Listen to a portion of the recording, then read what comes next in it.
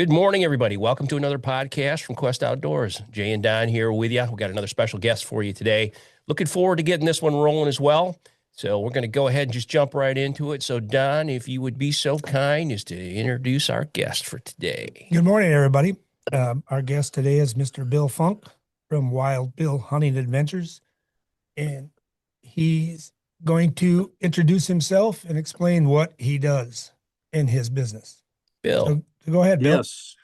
Yep. Like you said, Bill Funk from Ravenna, Michigan. I am the owner of Wild Bill's Hunting Adventures. I started it about 28 years ago as a way of kind of helping hunters. I started flying all over the world to hunt, and on planes you meet hunters when you're going hunting, and on the way home you meet hunters that have hunted, and so you just kind of talk to people and found out that people felt they were getting ripped off.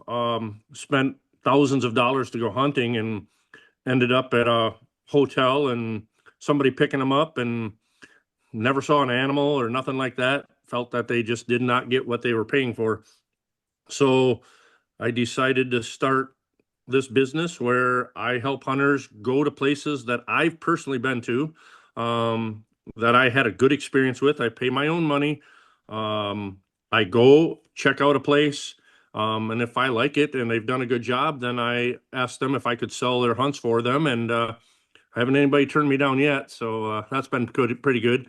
There are a couple places that I went to that I would never, ever send any of my friends or anyone that I know, or even that I don't know. I just wouldn't send them there. Bad experiences, huh? Oh, yeah. Yep. And that's, if you've been in the hunting, traveling business for a long time, you do get that. So I personally have been to every place that I would send you. I've hunted their animals. I've eaten their meals. I've stayed at their lodges. I've stayed at their tent camps. I've stayed in the middle of nowhere, right? So if I enjoyed it, I will sell for them. And again, this is wild hunting. You don't always come home with an animal you're hunting. I mean, I've went moose hunting 3 times, never came home with one. So I'm not selling an animal. I'm selling a hunt. We will make sure you have a good hunt. Yep. And that's all you can ask for. The people that I send you to will work their tails off for you. And I have one outfitter that I sell for the last 28 years. And he's amazing. And I've killed my largest buck with him in 2019. I shot a 209 and 7/8 with my bow at 7 yards. So I send a ton of people to him. My problem now is he's booked 2 and 3 years out. So it's hard to get people into there, but I have a lot of outfitters up in Alberta. And I've been to South Africa. I've been to almost every state that has animals. So I'm always looking for new places, but I have plenty to send people to right now. Bill, do you have a website or Facebook? I do have a website. It's wildbillshuntingadventures.com. I also have the Facebook, which is Wild Bill's Hunting Adventures or Facebook page. So I do have both. I've been so busy with my normal job that I don't get the website updated as much as I wish I could. I might just have to hire somebody to keep it up to date, but I do occasionally go in there and post new pictures and stuff like that. But most of my clients are word of mouth. So I don't do any advertising anymore. I did all the show circuits, around Michigan. I did Traverse City and Cadillac and Grand Rapids. I did all the major shows around here for quite a few years. And now I'm busy enough where, just word of mouth gets out and I don't have to advertise too much. How many hunts are you booking annually, do you think, on average? Oh, 30, 35 30. on average. Yeah, I sell a lot of hunts and a lot of repeats. Like several of my outfitters, I probably supply 70% of their hunters. So yeah, I keep busy. Just so you're aware, Bill, that the purpose of our podcast and our company, Quest Outdoors, and anything that's connected to Quest Outdoors is because somebody said to me not long ago that I was talking to a friend of mine, and I probably was complaining to him about something. And he said to me, you know what, Don, it might be time for you to pass on some of your knowledge to other people. Yep. Maybe you should start thinking about that, because we know a lot of us fishermen and hunters don't like to pass on information unless it's maybe our child. So I thought about it and I thought, you know what? He's right. I think I should start doing that. I don't really have, I mean, so Jay is my nephew, correct? And he's the production manager here, computer, everything. I did pass stuff on to him when I was able to, but I don't really have any. So I thought this was the best way to do it. So that being said, that's what we're trying to do here. We're trying to, just like you're Yep. trying to do with your job, we're trying to pass on information to people who need it, that don't know, they're just getting started, hopefully, and they don't know where to go. And why should they use an outfitter, or why should they, there's all kinds of hunters out there, state land, private land, people who use an outfitter because they Yep. don't have anywhere else to go.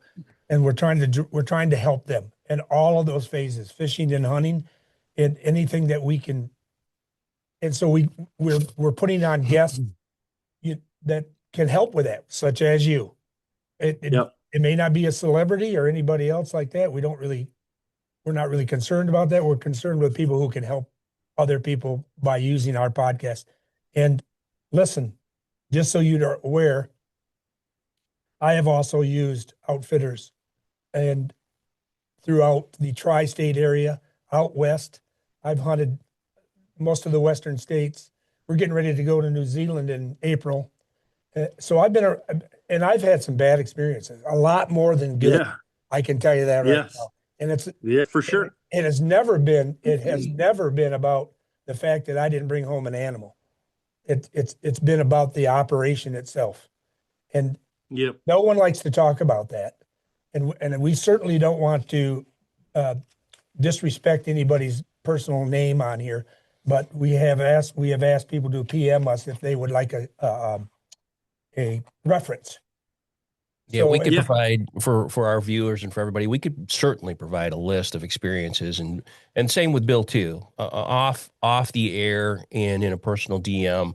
If you guys would like to hit us up in the comments, and by all means, don't forget to subscribe and like us. If you would like to find out who these institutions are that we've experienced poor hunts with, we'd be happy to share that with everyone. And I want to talk to you about that a second, Bill. So define, if you would, some of your bad experiences. Tell us in the audience what you've experienced out there and why you consider it to be a bad experience.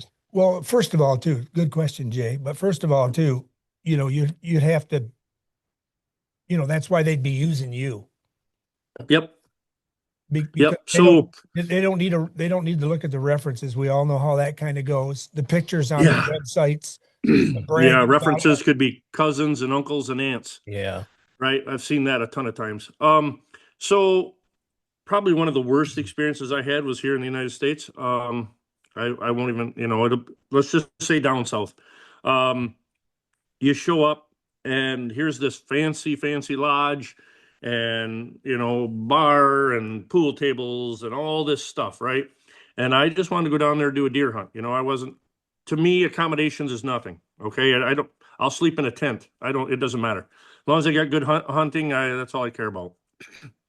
And in this state, you could shoot 2 bucks and 3 does and whatever else you saw, basically. And I just put a 3-day hunt in, and in 3 days, I saw 1 doe. 1 doe. Had the greatest food in the world. Had all kinds of drinks and all that stuff and the fancy stuff, but I saw 1 deer in 3 days. There was no sign of deer. There was no sign of big deer. It was just basically a stand and a plot, and that was about it. And there was really no food plot to begin with. The other place was in the same state, unfortunately.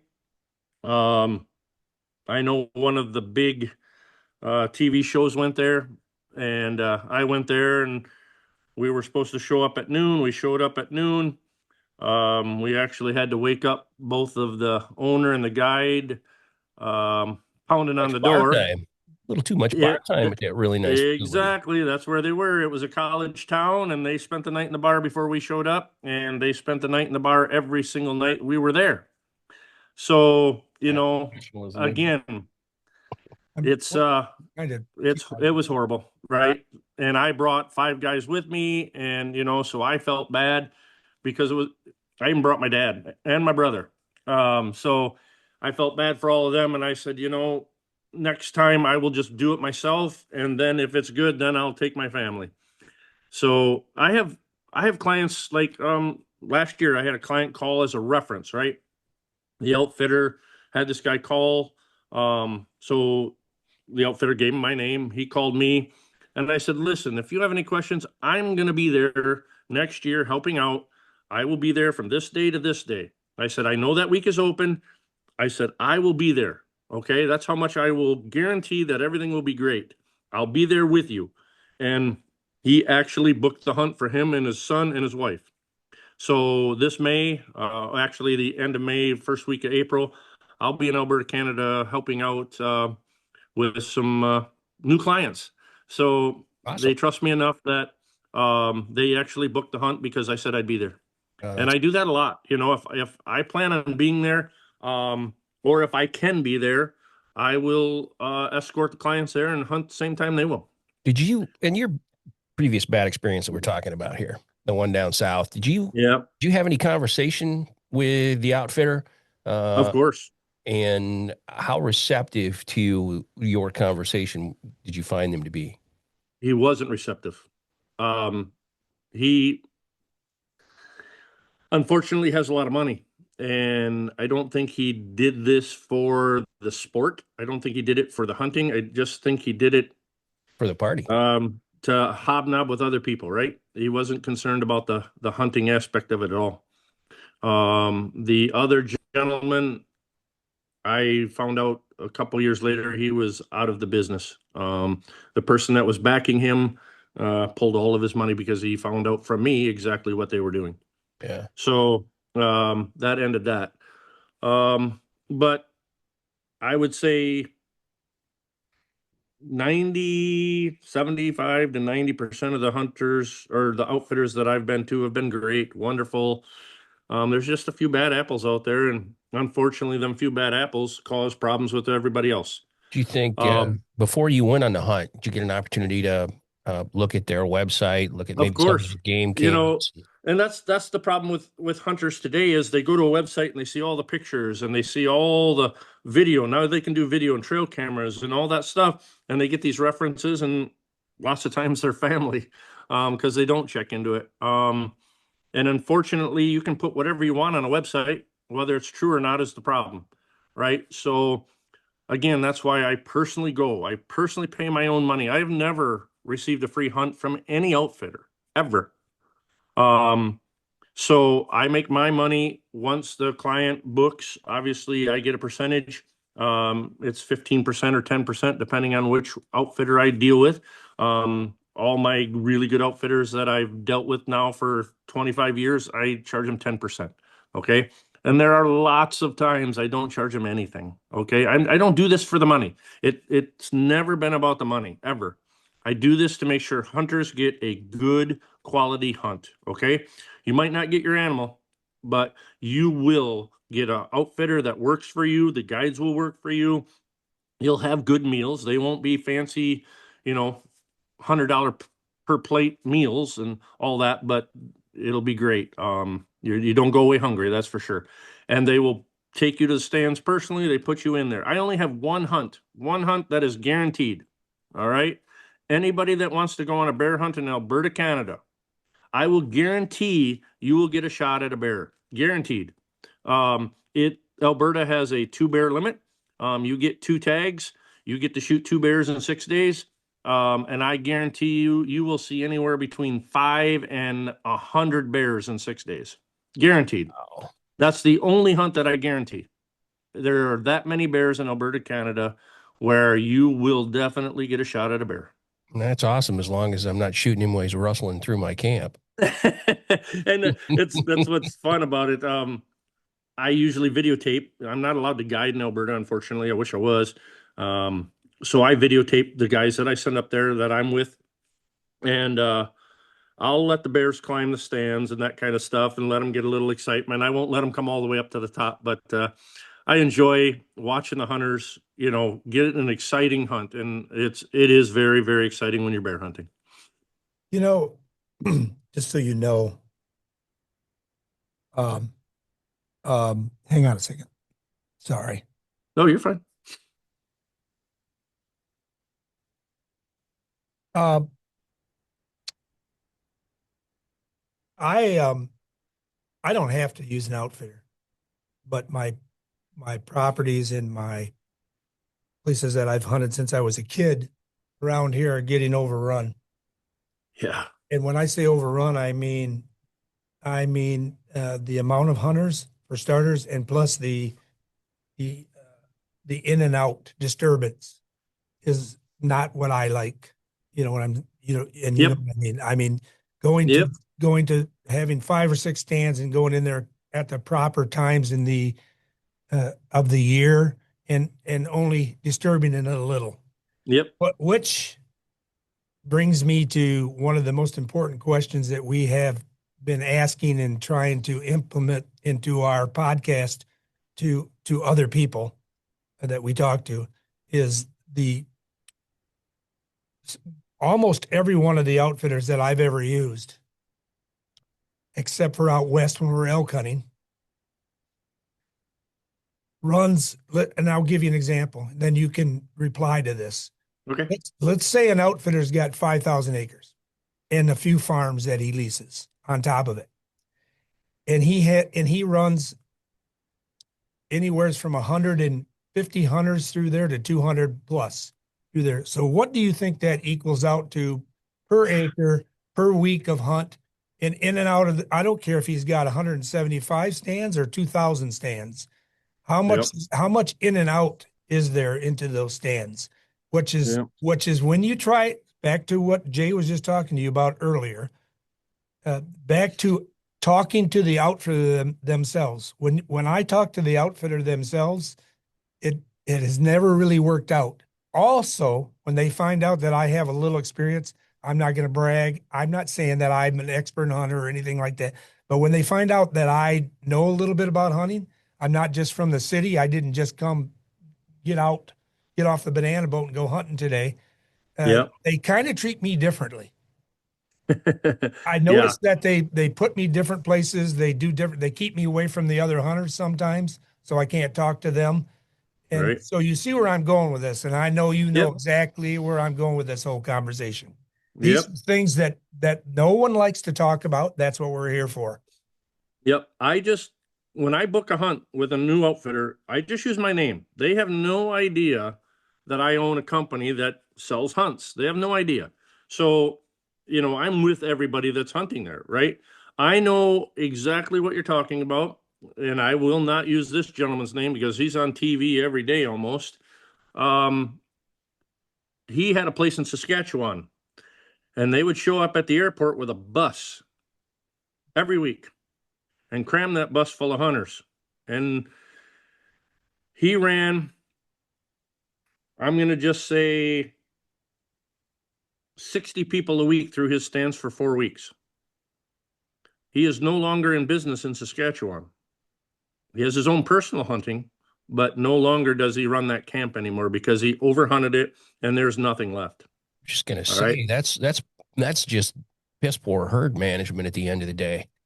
Unfortunately, he is a very, very, very, very well known TV person. So Very well known. I got a question. I got a question for you, Bill. So Yep. one of the things that we do when we're looking to bring people on, when we're looking to bring outfitters on or anybody and have them on, we try to do a little bit of background on them.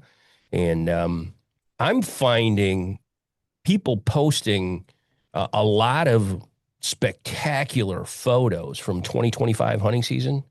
Mm-hmm. And that begs the question, as new hunters potentially, or people that have not previously used an outfitter, view our channel and they're looking to get advice, experience, and how to's and what not to do and what to do.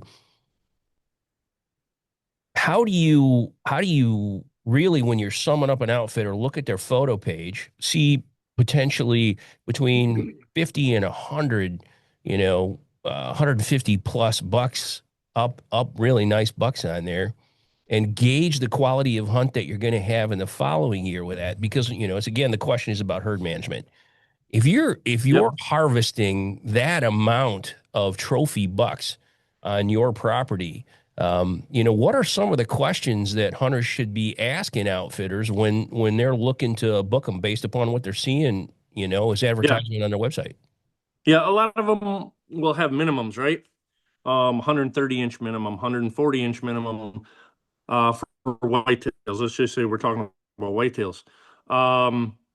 And if they're showing you 15 bucks that were harvested in 2025 that are over 140 inches, you've got to really start thinking about how many are left for next year, right? And how many acres are they hunting, and how many stands are they running? How many hunters are they running through there every year, right? If you show 15 pictures, but yet you're running 60 hunters through, like you said, Don, 5,000 acres or 7,000 acres, whatever it is, 12 different farms, what's left, right? What's left? My outfitters that I do now, I say you have to have a minimum of 25 references. Minimum. I want 25. I don't want 5. I don't want 10, because that can all be your Good. family. That's I good. want 25. And then when that person gets that list, they can call anyone on that 25. Call all 25. All right. That's why I tell my clients, call all 25. All right. You will find out. That's That's the way to do transparency. it. I said, if you only ask for 5, they're going to give you the aunts, the uncles, the cousins. Ask for 25 people that have actually hunted and paid their money. All right. And then go from there. So all of my outfitters have changed kind of the way they were doing things. And I said, on your website, sure, brag a couple bucks, show a couple bucks, show some trail cam photos. Wonderful. But don't rely on photos, right? Rely on people. The more people that you can give them as references, the better chances are you'll successfully get a new client. Like Wayne, I told you about Wayne. Well, yeah, his name's Wayne Zaft up in Alberta. He does not advertise at all. No advertisement whatsoever. He doesn't have a Facebook page. He is not on Twitter. He's not on any social media whatsoever. He is booked 2 and 3 years in advance. I have trouble getting hunters in there now, so I had to expand to different outfitters. I just picked up a new one 2 years ago through Wayne.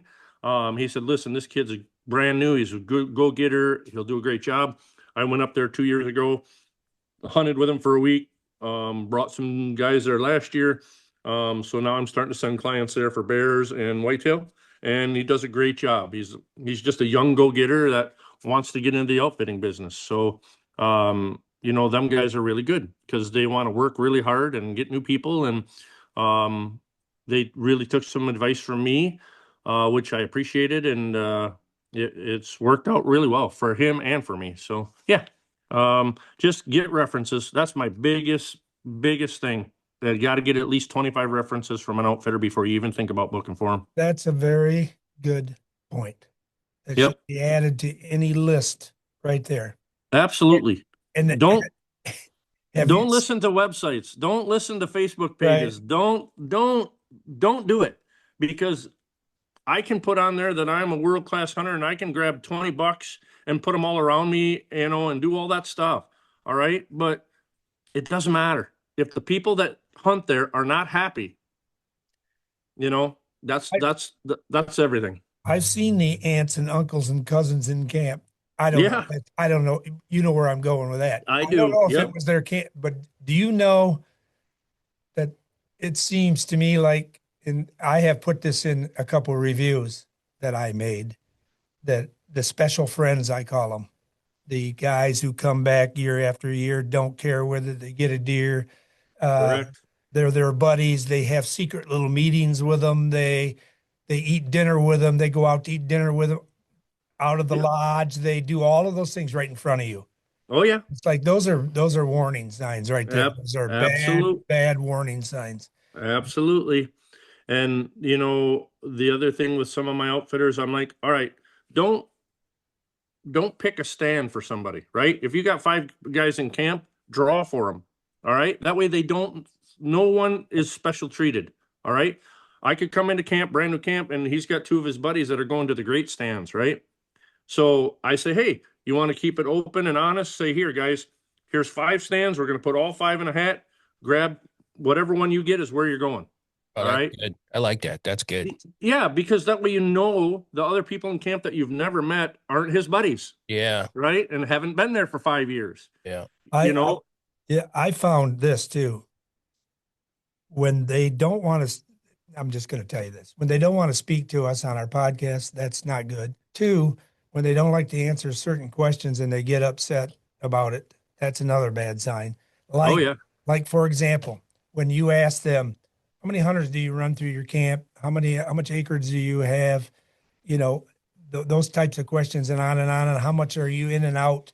How do they get to the stands? You take them to the stands, all those questions. When they start not liking that, those are not good signs. Yeah. What's your success rate? Right. Get somebody to answer that. Yeah. It's not easy. and here's another thing too, right? Now, I'm sure that you probably, and you and I will talk more now that we've met. I've been trying to speak to you for Yeah.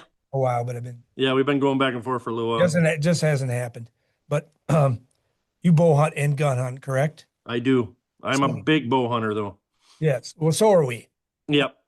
And we take more pleasure in that, But that being said, I found out that, and you probably are aware of this, but this is another subject to talk about. A lot of the outfitters, they're getting better with the archery hunting people, but their money bag is in gun hunting. Some of them. Correct. Correct. And that's what you see when you go there. You get the effort for your bow hunt, but there's more effort in the gun hunt. Correct. And it applies a lot more to big game hunting than it does to Indiana, Illinois, Wisconsin, Ohio, tri-state area around you and me, where there's in Missouri, and we can go on, and Iowa, where white-tailed deer are at, and you can hunt them in Canada also. The archery hunting there is more prevalent somewhat than gun hunting. But you also see that too. So when you brought up the subject about asking somebody what is their percentage for bow hunting, what is their percentage for gun hunting, that's where that'll go. Yep. And because I'm such a big bow hunter, when I go to a new place for archery, especially Canada, they're all about find the hole, put that arrow through that hole. And I'm like, no.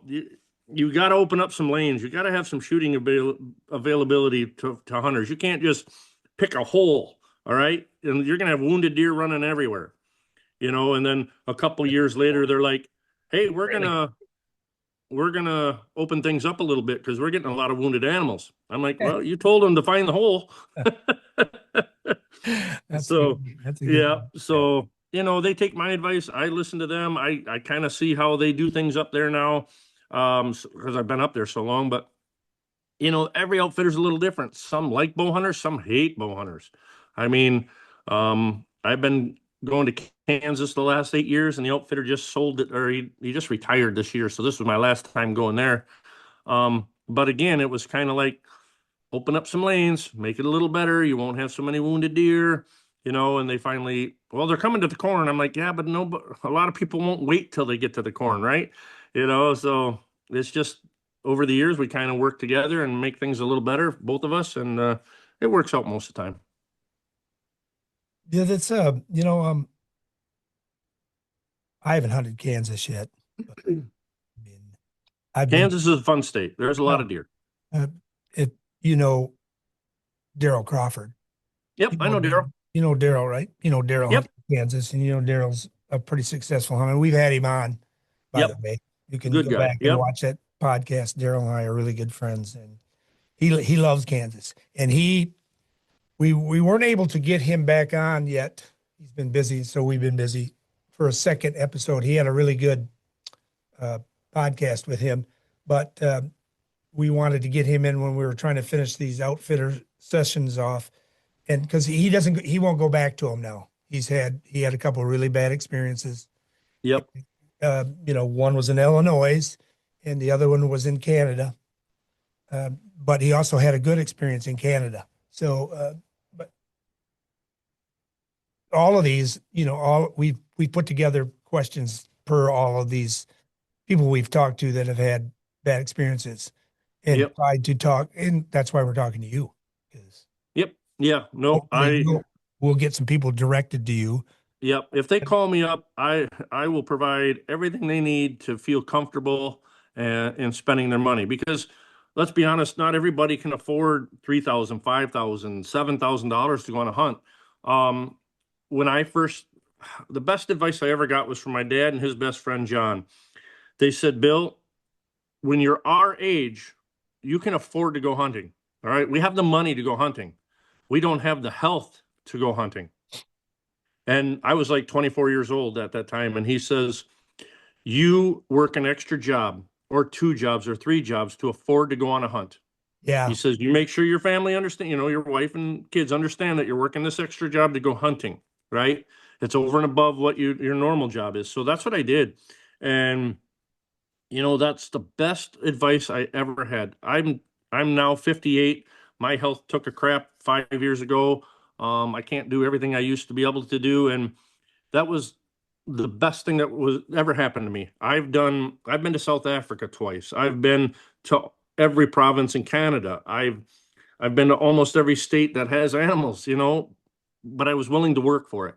And now I don't have to work the extra jobs to be able to afford to go, but my health now has limited me to what I can do. I can't climb a mountain for a sheep. I can't climb a mountain for an elk. Them days are done. So I'm so thankful for that advice when I was young. And if anybody gets anything from me, I would hope that they understand that if you're an avid hunter that loves to hunt, you have to work an extra job or 2 to get the money to do it. It's well worth it, and do it while you're young. Yeah, no kidding. That's very, very, very good advice. Expensive to get out. I've been looking around at some of the prices that are listed on some of the outfitters' websites, and it is where from $3,000 to $7,000. And you know what? That's a lot of money to wind up with a bad experience. I got a question here for you. So, Yep, for sure. I saw an article yesterday. Was perusing the news, and the headline was that Oregon groups are looking to petition to ban hunting and fishing. What are your thoughts on that? Well, ask Ontario how that worked for the bear season. Now they're overrun with bears. Alberta has a 2 bear limit because they are overrun with bears. All right. And I'll bet you they could do 3 or 4 bear limit and still not put a dent in the population. Here's the best scenario I can tell you. Here where I live, I lease land to hunt because the public land is overrun, like you said earlier, Don. They're just people in and out. I want to control who goes in, who goes out. All right. So I have 3 different leases, 80 acre, 100 acre, and a 40 acre. I see the last 2 years, I see anywhere between 20 and 40 does every single night. Every single night. All right. So if I kill 10 of them does, I haven't even put a dent in next year's herd. Not even a dent. Because if I have 40 does and let's say 20 of them produce twins, that's 40 more does. And I've killed 10. Now we're overrun with 30 more. So next year I'll probably see 50 does, right? If you don't control the population of the herd will overpopulate the area, right? Ludington, prime example. They have deer coming in everybody's yard because they're overpopulated and they didn't do anything with them. So this last year they had a big vote and all that stuff and brought in some sharpshooters and started taking out some deer. But if you have 50 deer in a section and 40 of them are does and you only killed 10 or 12 does, you're not going to put a dent in it. You're going to have to get rid of half of them.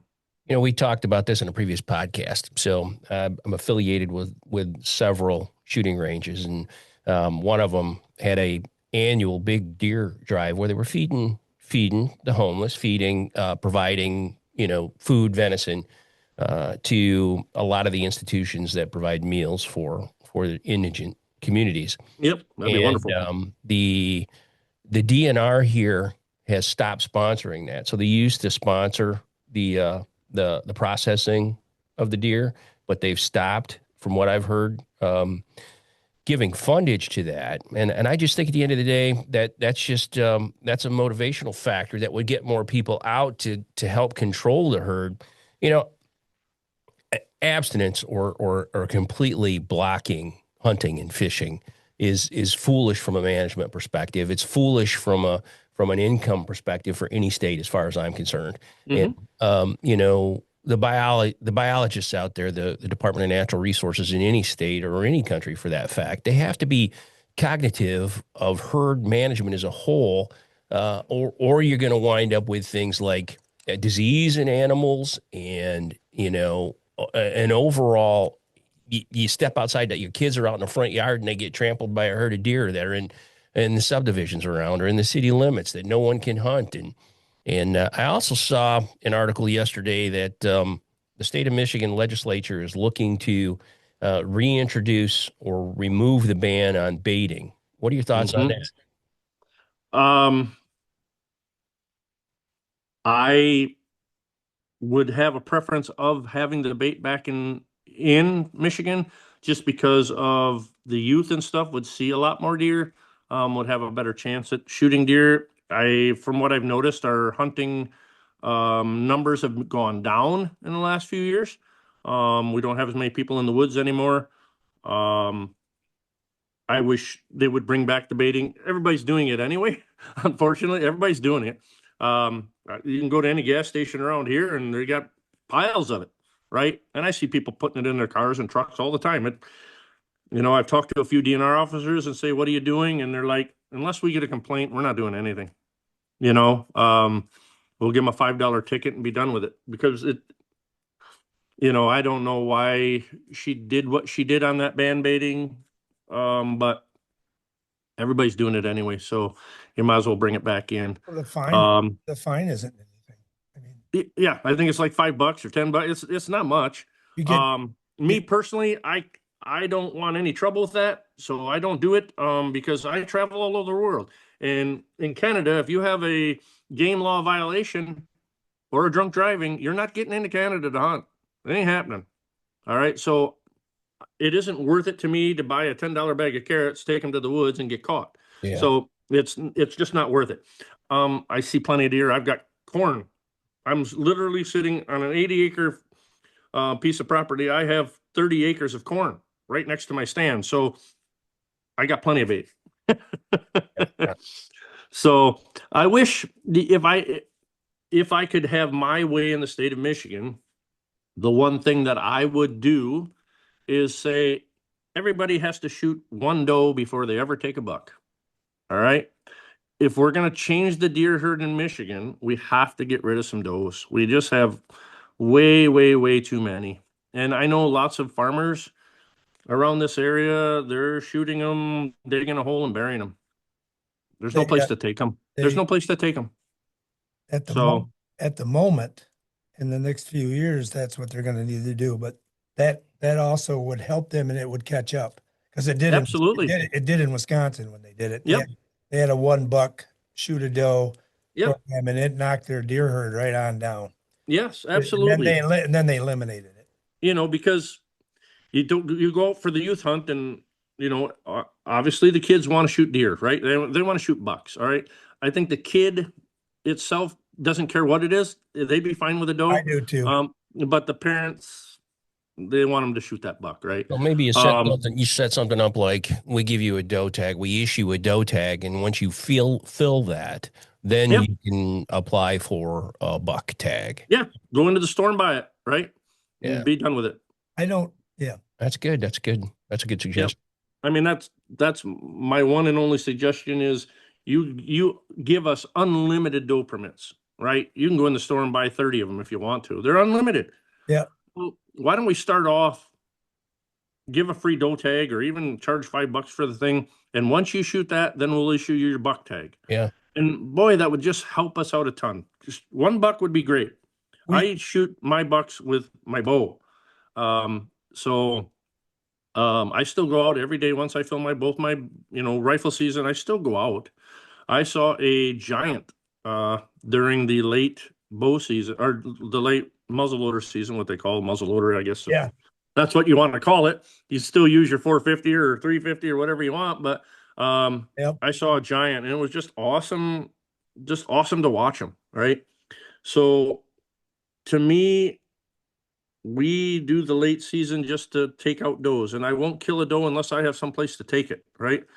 Once I shoot one or two, I'm the only one that'll eat it in my family. So if I shoot one doe, that's plenty for me for the year, but I won't shoot another doe unless somebody needs it, right? So I have to kind of scrounge around to find people that would love to have it. I personally pay for their processing, and then I give them the meat for free.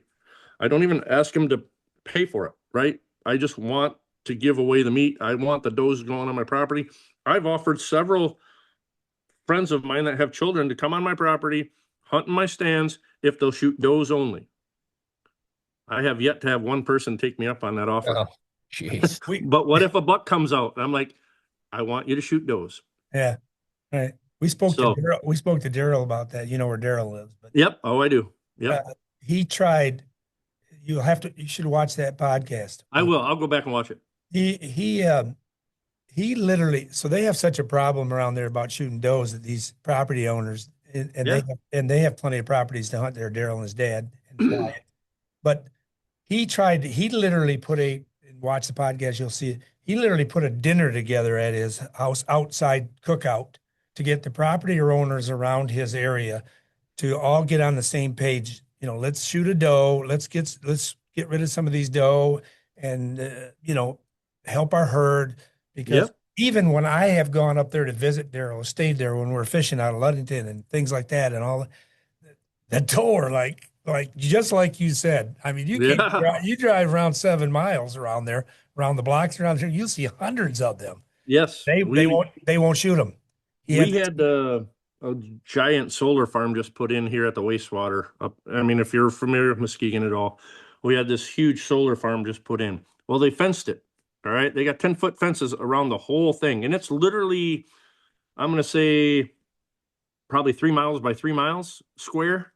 And well, guess where all them deer went that were in them fields prior to that? They pushed them all out, made sure they were all gone. Well, now, not only do I see anywhere between 30 and 40, now I'm seeing 50 and 60.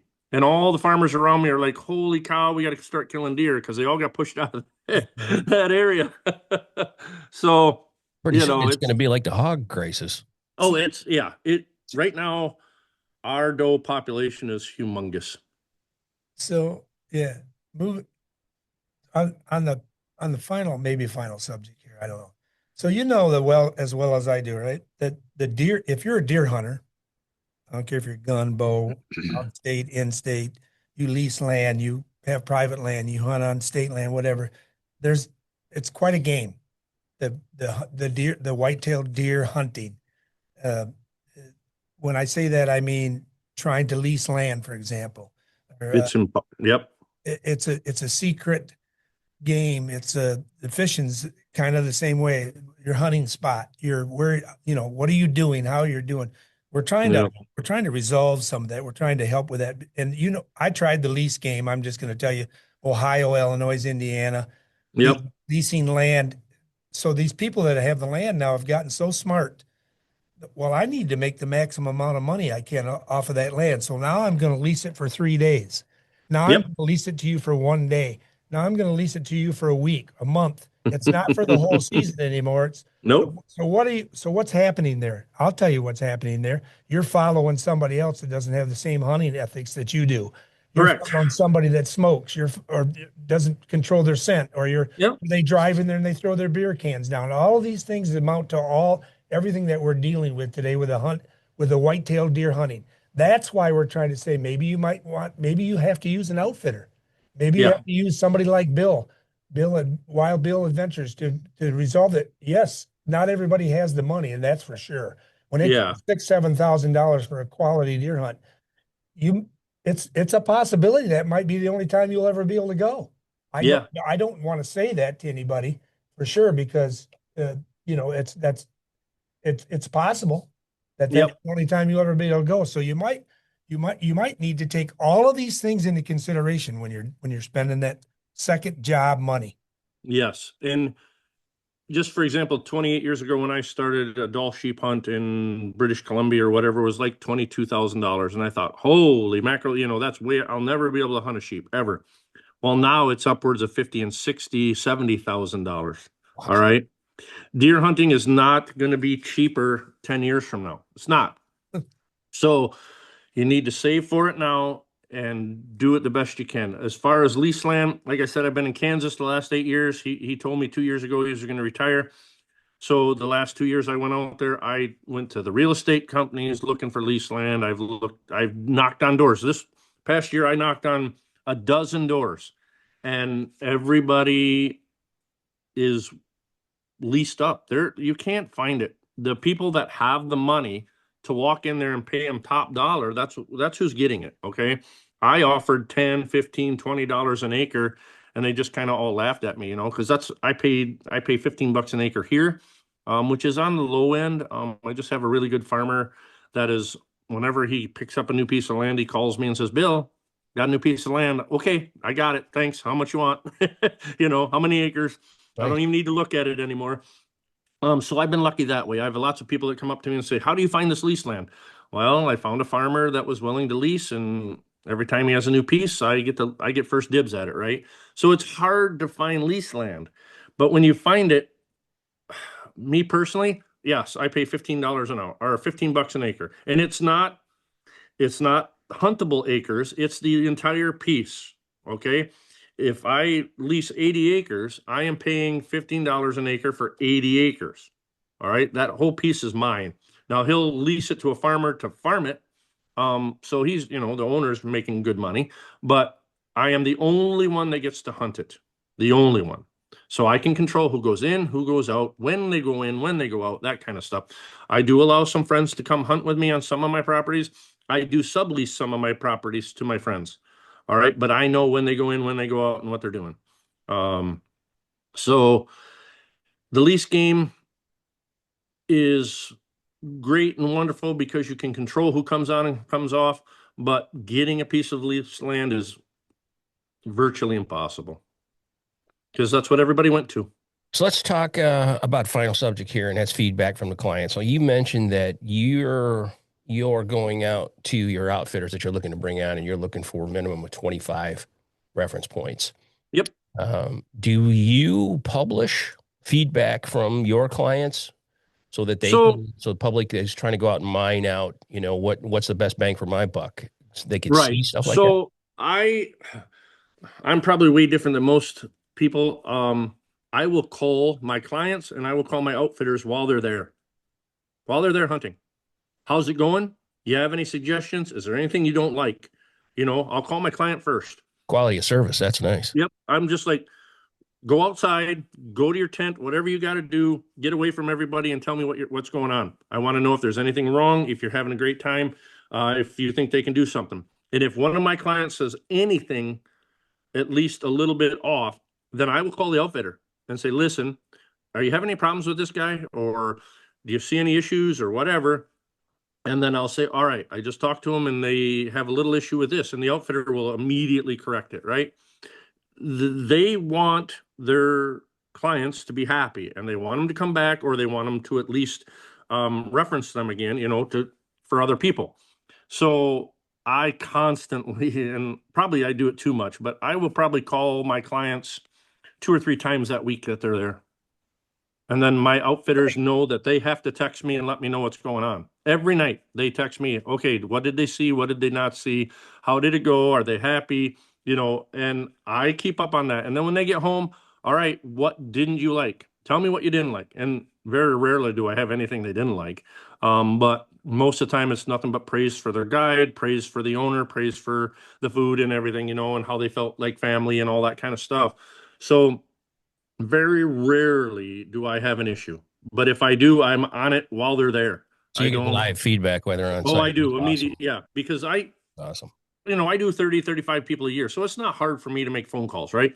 I don't have 100 where I'd be on the phone every day, all day.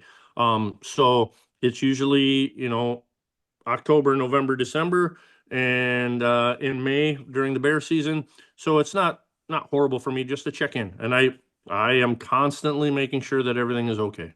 That's awesome. Well, Bill, one more time, give yourself a plug here. Tell our viewers how they can get in touch with you.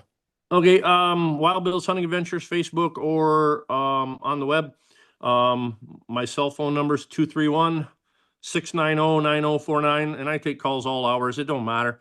I love talking hunting, so they're more than welcome to call me at 231-690-9049. Awesome. Final thoughts here, Don. Anything to add for Bill here in closing out this session? There's a ton of things that we could talk about. Obviously, we may have to get Bill back on again at some point, like we do a lot of people. And there's lots of questions that can be asked at people ask. We see stuff every day reported to us, and we're very thankful that you came on the line and talked to us, Bill. We appreciate it 100%. Yep. I will actually have to talk to you on the side, maybe, because this is no offense against everybody. A lot of people may just want to use an outfitter to get a 130-inch deer, or maybe just get a deer. I don't know. Yep. I know the thrill of victory and the agony of defeat. I know that 100%. And I know that, and I don't get a deer every year because I don't just shoot any old deer. And I have no disrespect for anybody that wants to just take a deer. If he wants to shoot a spike horn, a 4.6, that doesn't upset me, and I don't get mad at people for wanting to do that. I don't blame them. I started out the same way. Yep. But absolutely. I'm hunting bigger deer. That's just me. I love venison. I eat venison as much as I can, and I will harvest a deer, so I'll have venison for me to eat. Yep. And, like I said, I'm probably going to have to talk to you personally. Maybe I'm going to line something up for me. And one last thing, I didn't get this in when you said you shot a 200-inch deer. Mm-hmm. Just so everybody knows this, we can end this very well with this. Shooting a 200-inch deer is like winning the lotto. It's probably not, if I show you a map and I tell you something right now, and you probably already know this, right?